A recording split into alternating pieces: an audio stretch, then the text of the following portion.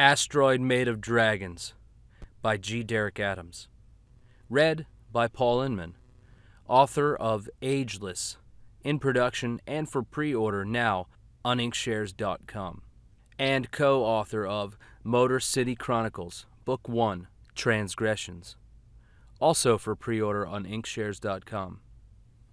Chapter 7, The Hunt. Sideways lay on the deck chair wearing nothing but a handkerchief worth of fabric wrapped around his mystery.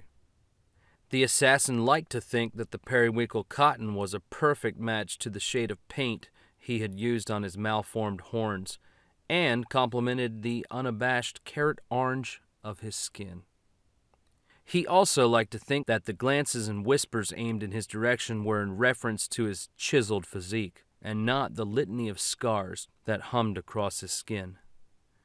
The sea air was brisk, the sun was warm, and the devilkin was fairly certain that no one had noticed the missing passengers yet.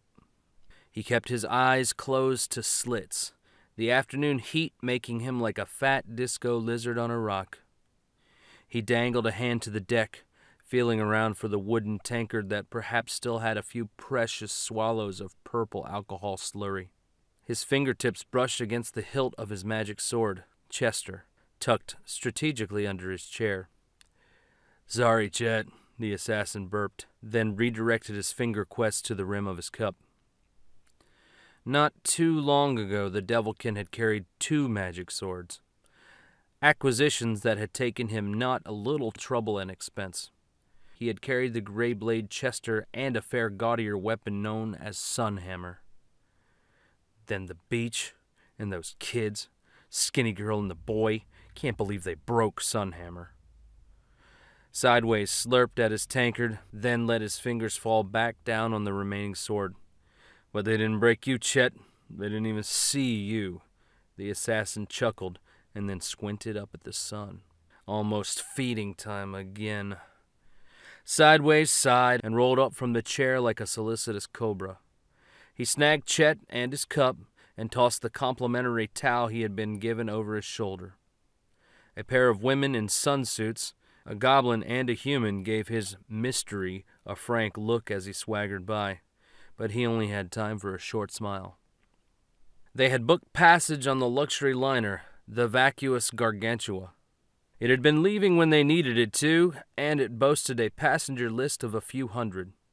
Sideways had been hoping they could grab a cabin on an actual airship, but his employer had insisted on an ocean vessel. "Air travel would take us too far into the clouds. Our prey is on the waves, and Nora has a clear scent. We must not risk losing it," Linus had said, iron gauntlet almost caressing the mage hound's glass chest. Sideways shivered and didn't blame himself for doing so. That fucking thing. The mage hound had not paid him the least amount of attention, not a flicker of recognition in his gaslight eyes. But he had been assigned the task of feeding it, keeping its furnace stoked.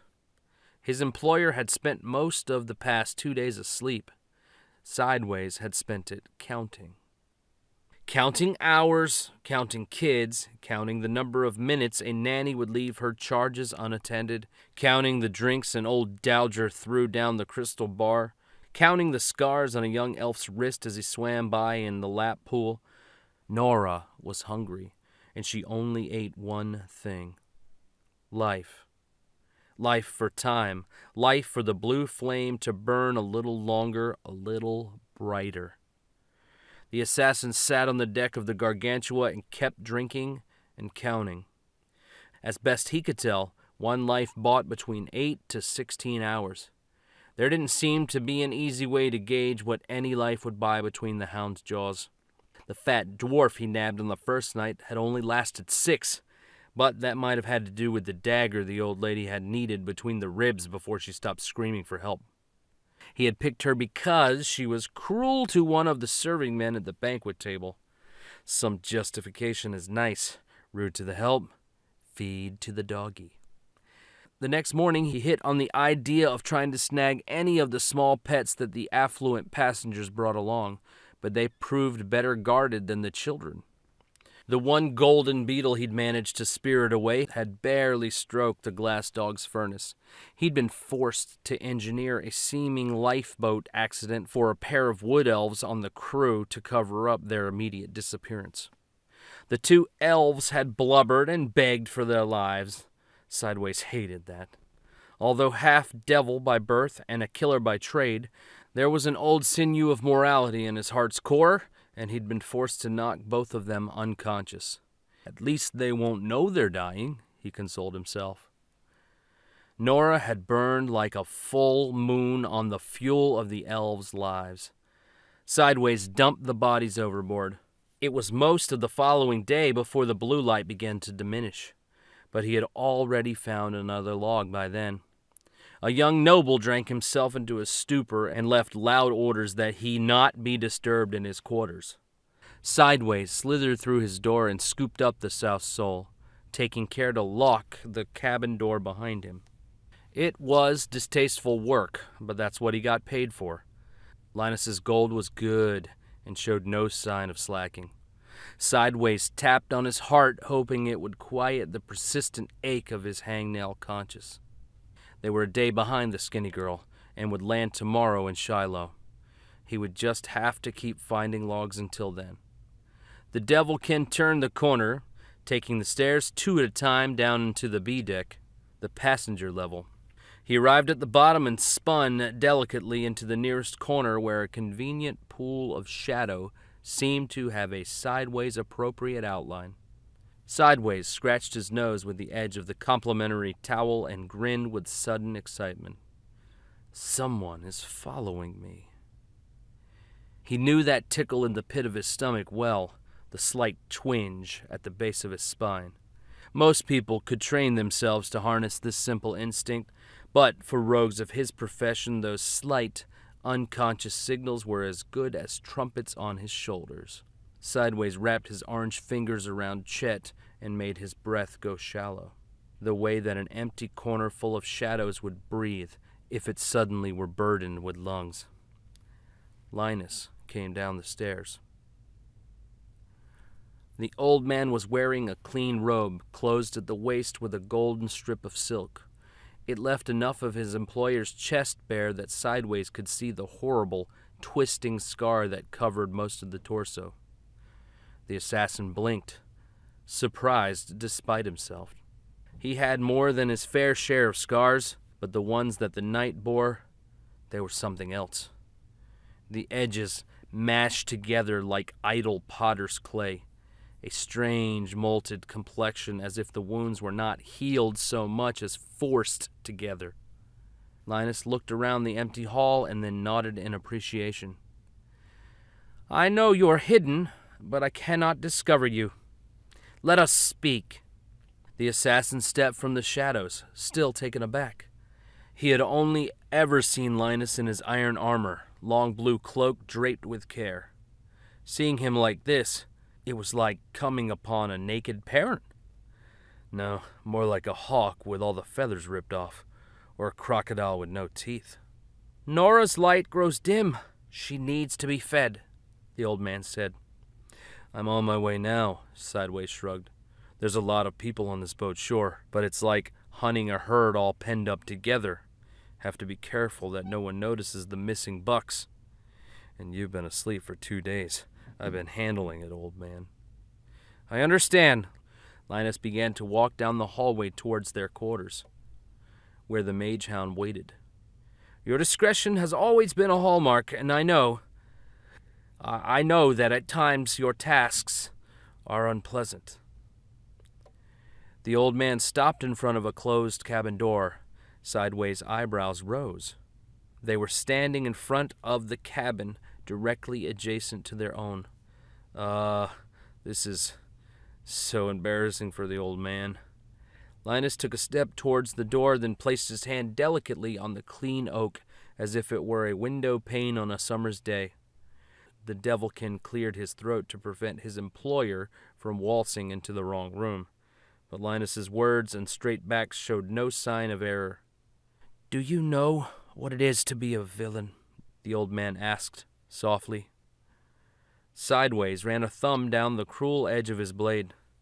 Yeah, I got a pretty good idea. Not just a life-taker, not just the sharp knife that waits in the shadows, my friend. A villain. In my days with the hunt, we learned quickly. The wild mages were all heroes, each and every one of them. Before they turned, of course. Saviors, miracle men, the breakers of chains.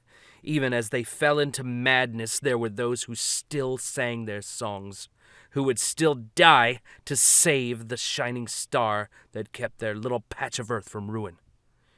We learned quickly that our prey were heroes, and to bring them down we would need to be villains.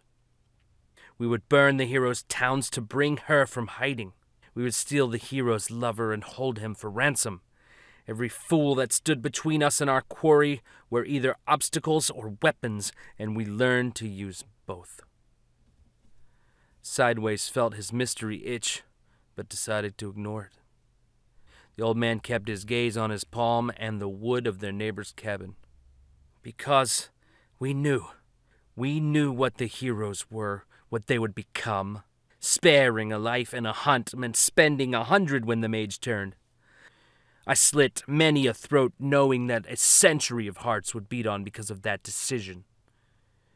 You know that isn't our room, right? That's what it is to be a villain. You will never stop. There is nothing you won't do. Nothing under the heavens that you fear. You can bear hatred, you can bear pain, but you are the shadow on the wall. I answer to no god, no king, no law written in stone or light. I slack my thirst only with the blood of heroes. Linus rapped on the door with staccato courtesy. The door opened to reveal a wide-faced man with a bald head and a thick brown beard. The sound of a loud family meal came from within, the clatter of plates, the whine of children's voices. Yes? Something? Are we being too loud? The man half bowed in apology. Not in the least, Linus returned the man's bow, then gestured to Sideways. Bind and gag them all. We'll begin with the parents and use the children only if we're delayed making port. This will be our larder. I'll go instruct the porter that this family has come down with the flu, and their meals can be left at the door. I'm sorry? What? The bearded man's eyes were wide, blinking as he tried to swallow the knight's words. He still has teeth. Old crocodile. That's for damn sure. Sideways wrapped his towel around Chet, hoping the sword would not take too much offense. He offered the gaping passenger a shrug before clubbing him sharply on the temples with his padded weapon. The assassin dragged the fat man quickly into the cabin amidst the shrieking voices of his family. Sideways kicked the door shut, but not before he caught one last glance at Linus. The old man's face was completely calm, blue eyes set. That man scares the shit out of me. Sideways turned and started binding and stacking up the screaming logs. You have been listening to Chapter 7, The Hunt of Asteriod Made of Dragons, by G. Derek Adams. Read by Paul Inman, author of Ageless, now in production and for pre-order from Inkshares.com, and co-author of Motor City Chronicles, Book 1, Transgressions, also for pre-order on Inkshares.com. If you like what you've heard, consider pre-ordering Asteriod Made of Dragons from Inkshares.com.